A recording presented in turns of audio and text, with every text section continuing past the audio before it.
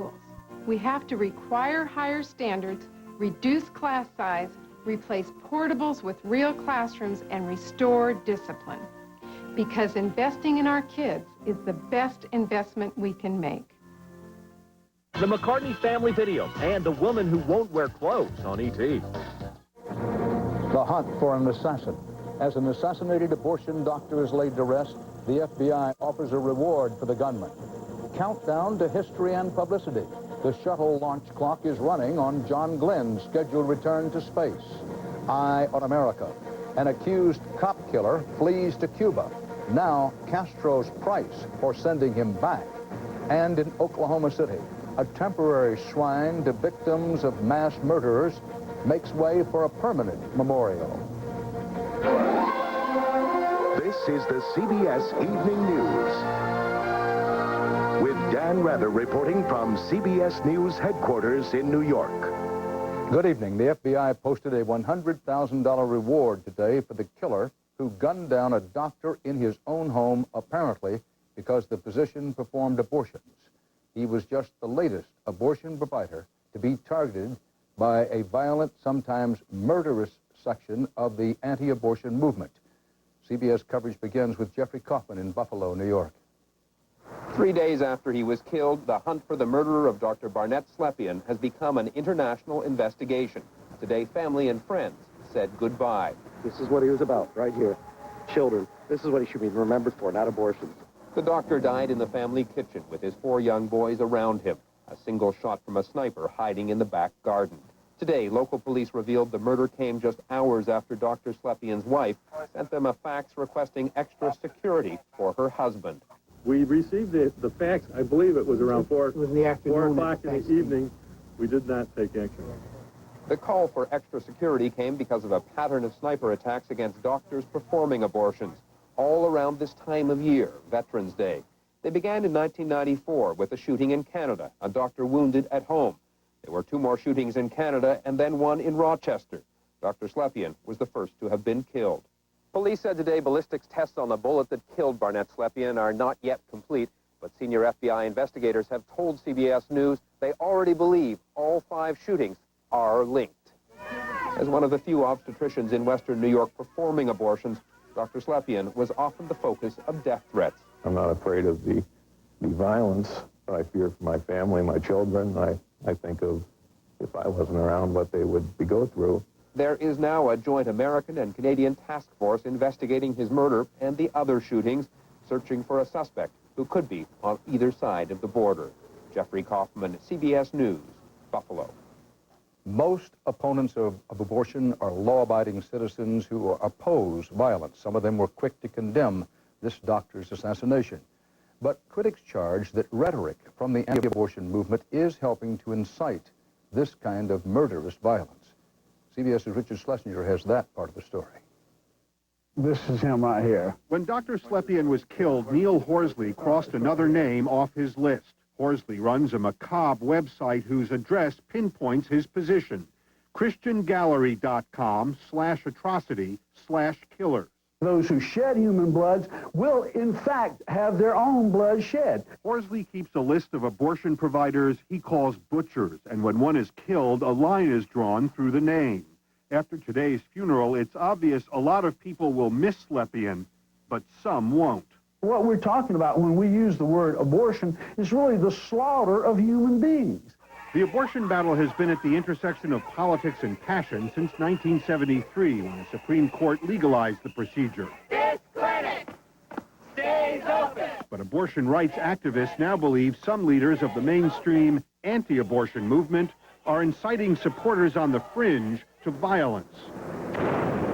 What they've got to stop doing is saying these people are murderers. They've got to stop saying that women's health facilities are places where murder is committed. To what extent do you send a signal that it's okay to take a shot at an abortion doctor? To no extent. Kathleen Murphy is an anti-abortion activist. The abortion industry tends to lump everyone together in the pro-life movement as people that are only interested in violence or taking away women's rights.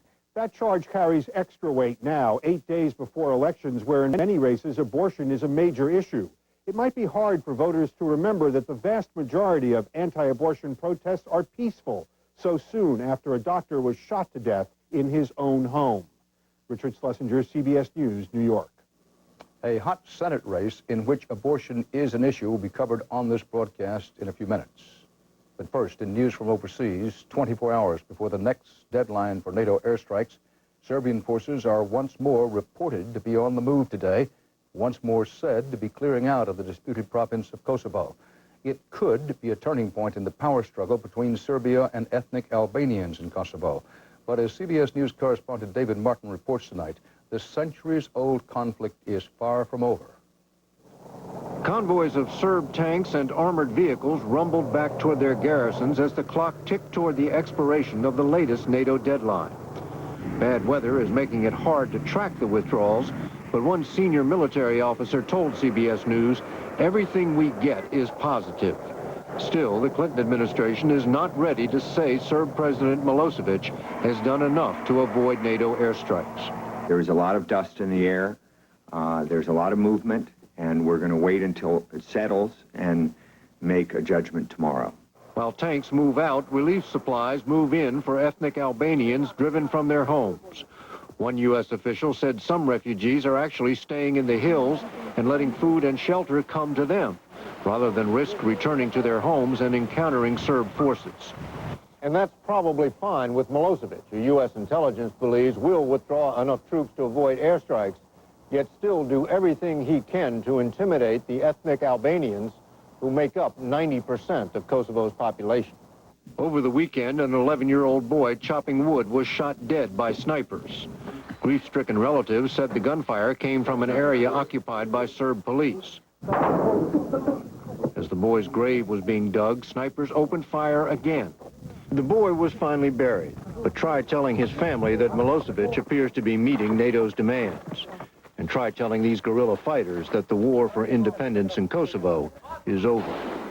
David Martin, CBS News, the Pentagon. The most powerful Caribbean hurricane in a decade is heading toward Honduras tonight. U.S. forecasters say Hurricane Mitch is a Category 5, that's the top category, extremely dangerous, capable of catastrophic damage with winds up to 180 miles per hour. Most current projections indicate it probably will stay away from the U.S. mainland. Even so, there's some possibility that hurricane-related weather could affect Thursday's scheduled space shuttle launch, featuring the return to space of 77-year-old John Glenn. Glenn returned to the launch site today, and the official countdown and publicity clocks have started ticking. CBS's Eric Ingberg has the latest. The crew for Thursday's Discovery launch arrived at Kennedy Space Center at mid-afternoon, including the astronaut who's back on the job after a 36-year retirement. I'm John Glenn. I'm PS2 on this flight. As PS2 payload specialist, Glenn won't be at the shuttle controls. Instead, he'll oversee experiments on the aging process. But the return of a 77-year-old certified hero to right stuff country has given NASA an unforeseen PR boost. I have been pleasantly surprised at the outpouring of interest in this flight. And it's really gratifying to see people get so fired up about the space program. According to wife Annie, Glenn, who pressed NASA to give him this one more flight, has kept up his interest in space. Well, to tell you the truth, he's wanted to go on every flight. So he's one excited man. Astronaut, I should say, I guess, shouldn't I? Despite the senator's effort to focus on the overall mission, this is now the Glenn flight in many people's minds. And to many Americans, it's a stroll down memory lane to a time when space was a totally unknown place to visit. Eric Engberg, CBS News, Kennedy Space Center. The CBS Evening News will broadcast live from the Kennedy Space Center starting Wednesday night as part of CBS's complete coverage of Thursday's scheduled shuttle launch and John Glenn's return to space. On this high-octane week for NASA, Deep Space One is already underway. This is a high-tech, low-weight, unmanned spacecraft launched over the weekend. It may be part of the future. It combines NASA's new marching orders, faster, better, cheaper, with cutting-edge technology. Right out of Star Trek, Deep Space One runs on an ion engine, saving tons of fuel. The power source is glowing blue xenon gas. The craft has artificial intelligence to help it approach a fast-moving, mountain-sized asteroid 120 million miles away. This is the next generation in faster, farther out deep space missions. Still to come on tonight's CBS Evening News, a tough fight in the country's tightest Senate race, heart attacks as therapy, and American cop killer suspects in Cuba. Eye on America investigates what it would take to get them back. I'm 64. Is there anything I can do to stop bone loss? Absolutely. Here's proof. In a landmark clinical study, Caltrate actually stopped bone loss in women at risk for osteoporosis, whatever your age. It's never too late for Caltrate. Dr. Scholl's next stop, San Francisco. Let's talk about feast. I do have corn. I've tried Band-Aids. They don't get rid of the corn. This is Dr. Scholl's Cushion Gel Corn Removers. The Cushion Gel relieves the pain. The medicated disc removes the corn. It just feels so much better. Well, my work here is done. Recently, we flew Carrie Eisenhandler and her family to Johns Hopkins for surgery to correct a pre-existing heart condition. We flew Eric Gonzalez to the Cleveland Clinic because of their renowned expertise in treating Crohn's disease. Hopefully, these stories fly in the face of the belief that healthcare isn't what it used to be. We're Aetna U.S. Healthcare, raising the quality of healthcare in America. Give me land, lots of land, beneath the starry skies above. Don't fence me in, oh no, no.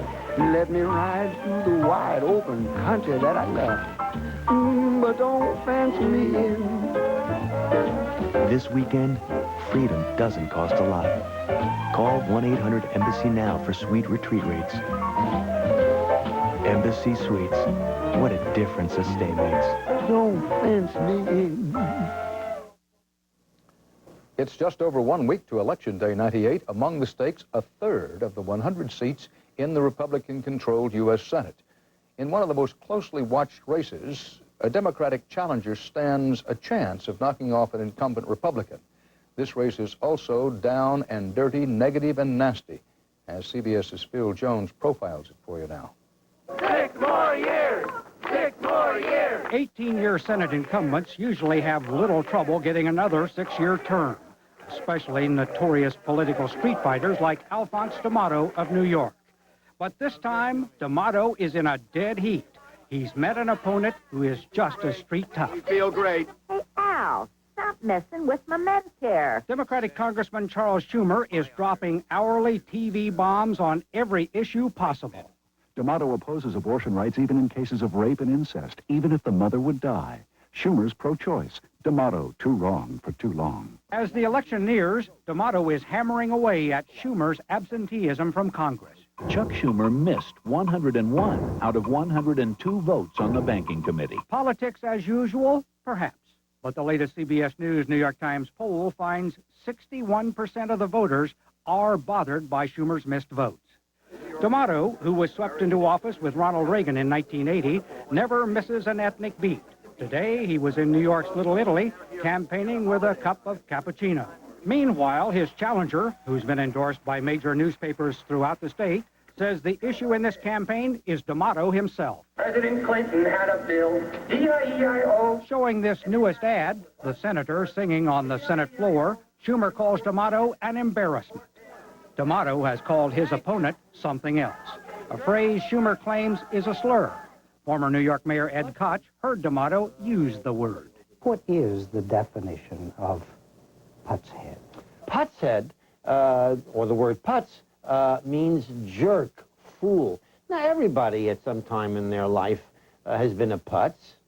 No question about it. In fact, if you're a big fool, you're a schmuck. And you're also a big spender. Before it's over, D'Amato and Schumer are expected to spend more than $40 million for a job that will pay the winner $136,700 a year. Phil Jones, CBS News, New York.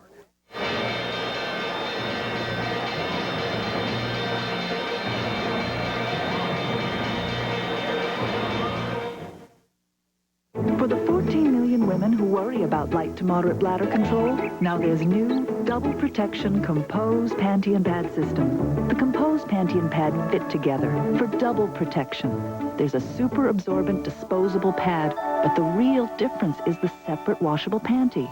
It gives you double protection with a quilted panel that won't let wetness through. So why worry? Get double protection with Double Protection Compose. Protection that goes beyond the pad.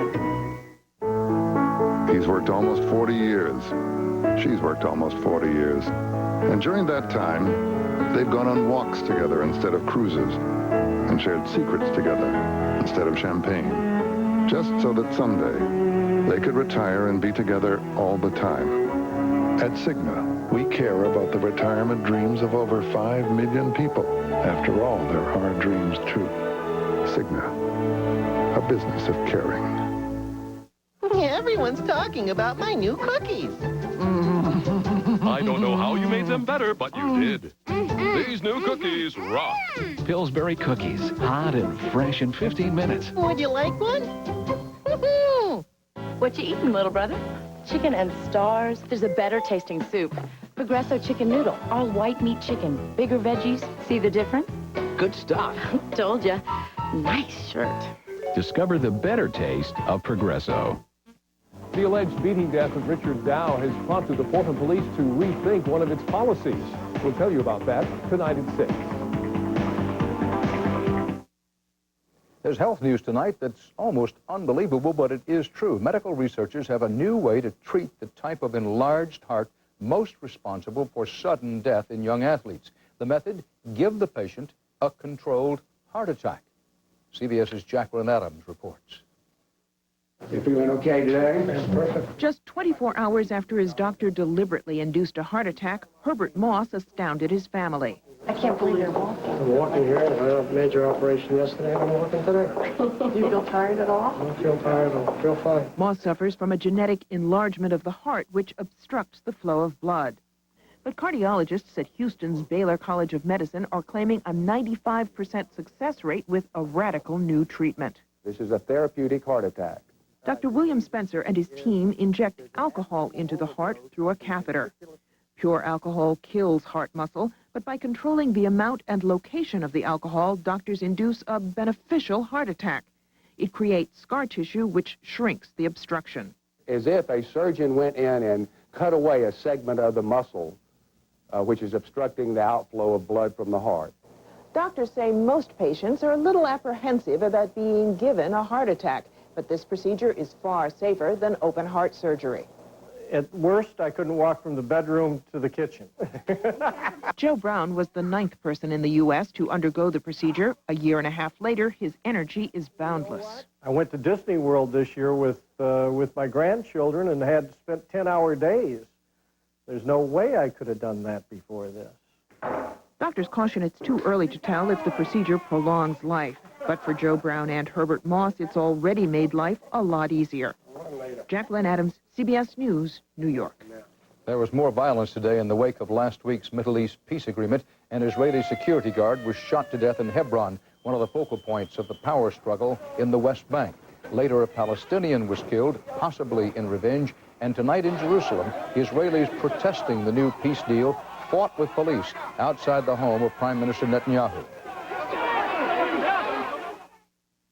9 out of 10 HMOs have prescription drug coverage. We all know how expensive the best medicines get, but it's only a small copay for most HMO patients. HMOs, the health care you want at a price you can afford. Gosh, you know, I just went to use the phone. You say once you got back, your wife was gone. Yes, sir. Hello. What? Have you checked the hot enchilada? Oh, no. Millicent gets terrible heartburn. Not this time. What's that? Looks like the remains of an individually wrapped Pepsid AC chewable. Introducing Pepsid AC Chewables, the first chewable to stop heartburn before it starts. Millicent? Is that you? Start living heartburn-free with new Pepsid AC Chewables. Imagine the world's most perfect roommate. That's Marie. Meet Marie Callender's dinners and entrees. We're kindred spirits. She knows everything I like. Made with Marie's personal touches, like sprinkling smoked bacon on russet potatoes and adding her rich Alfredo sauce to broccoli and chicken. For me, there's there's only Marie. Marie calendars. You'll find her in the freezer section. Now, if she only had a brother. Overactive bladder. That strong, sudden urge. Having to go so often. The fear of wedding accidents. If you're one of the millions who live with some of these symptoms, there's something you should know. Overactive bladder isn't normal at any age, and your doctor has treatments that can help. Need a break? I can wait. These treatments can help reduce the symptoms of an overactive bladder. You want to go back? In a while. Overactive bladder isn't normal at any age, so talk to your doctor today about treatments that can help. HMOs promote regular screenings for breast, colon, and cervical cancer. So cancer is detected earlier in HMOs, and faster treatment saves more lives. HMOs, the health care you want at a price you can afford.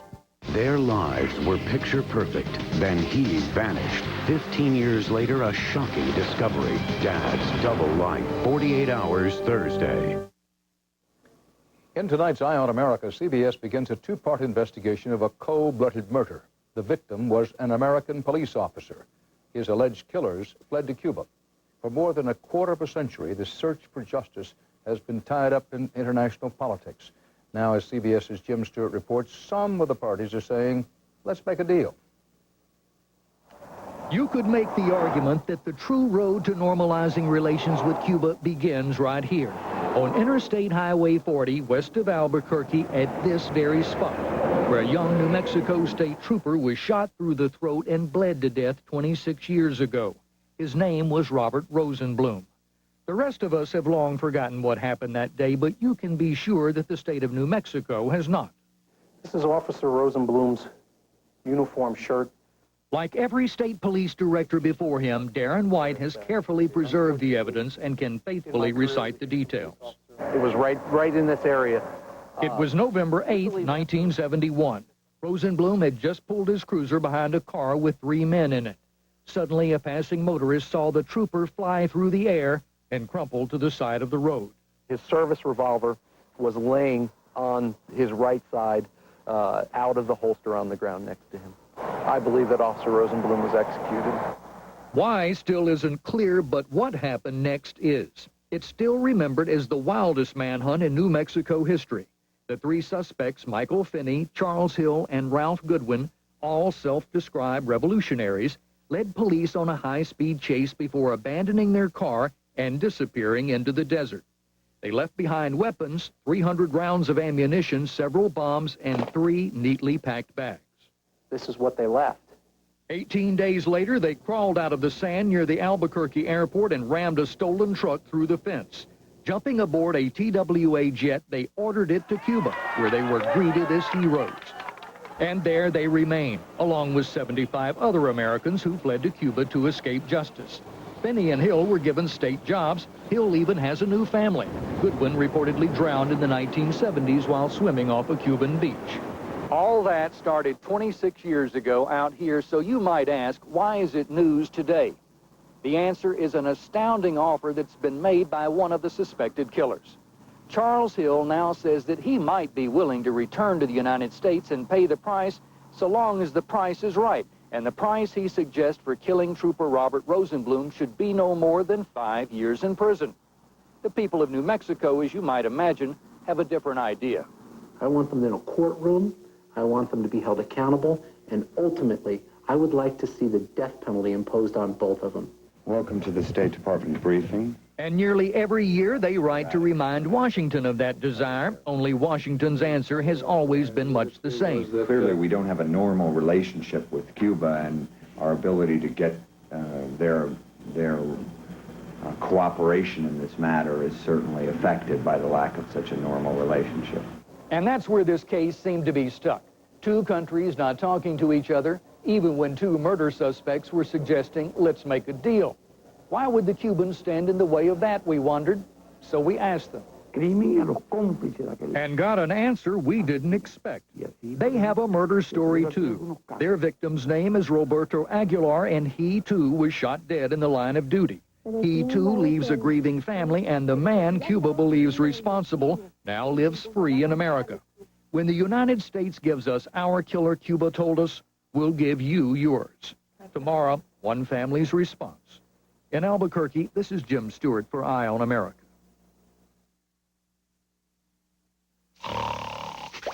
Bacon! Bacon! Where's the bacon? I smell bacon! Bacon! Bacon! Gotta be bacon! Only one thing smells like bacon! That's bacon! Bacon, bacon, bacon, bacon! There! From that bag! What's it say? I can't read! Please, please, give me what's in the bag! Chewy, yummy, smoky bacon! There you go. Oh boy, oh boy, oh boy! No, no, no, no, no, no! It's bacon! No, it's Bacon Strips, brand dog snack from Purina. Bacon Strips. Dogs don't know it's not bacon. It's bacon! Ooh, sinus pain, so much pressure, I just can't focus. Mom, you okay? Clear the pain with new Tavist Sinus Gel Caps. Unlike extra-strength Tylenol, it unclogs the congestion that may cause the sinus pain. Be clear-headed, clear through your day with new Tavist Sinus Gel Caps. No, this isn't a jeans commercial. It's about constipation. You're bloated, not yourself. Your size 10s feel like 2s. FiberCon has natural fiber action to relieve bloating constipation. I'm myself again. FiberCon, be regular, be yourself.